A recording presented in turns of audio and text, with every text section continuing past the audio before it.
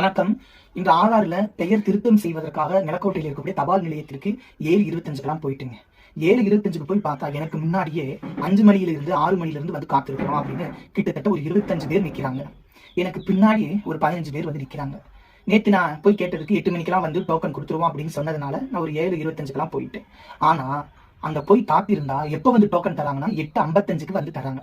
ஆனா அதற்கு முன்பாகவே தபால் நிலையத்துல அலுவலர்கள் வந்துட்டாங்க. ஏன் இவ்வளவு நேரம் மக்களை காத்திருக்க வச்சு தாமதமாக டோக்கன் கொடுக்குறாங்க? அதுலயும் பார்த்தோன்னா ஒரு 25 டோக்கன் மட்டும் கொடுத்துட்டு 30 கொடுத்தாச்சுன்னு சொல்லி போயிட்டாங்க.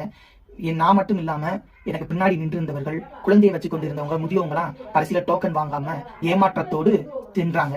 இதுக்கு என்ன காரணம்னு தெரியலங்க. ஏன் இப்படி வந்து சரியான ஒரு தகவல் இல்லாம மக்களை அப்படி காத்திருக்க வச்சு அவதிக்கு உள்ளாக்குறாங்கன்னு தெரியல. உடனேயே அரசு அதிகாரிகள் இதுக்கு ஒரு வழி தீர்வு செய்ய வேண்டும். அந்தந்த பகுதிகளிலேயே இந்த ஆதார் மையங்களை, சேவை மையங்களை அமைச்சு அந்தந்த பகுதிகளிலேயே பெயர் நீக்கம் செய்யவோ, ஆதார் திருத்தம் செய்யவோ, ஆதார் புதுப்பிக்க ஒரு எளிய வழிகளை உருவாக்க வேண்டும். மக்களை இப்படி நீண்ட நேரம் வரிசையில நிக்க வச்சு கால தாமதம் ஏற்படுத்தாமல், அவங்களுடைய அவதிப்படுத்தாம எளிமையான முறையில செய்வதற்கு உடனே நடவடிக்கை எடுக்க வேண்டுங்க.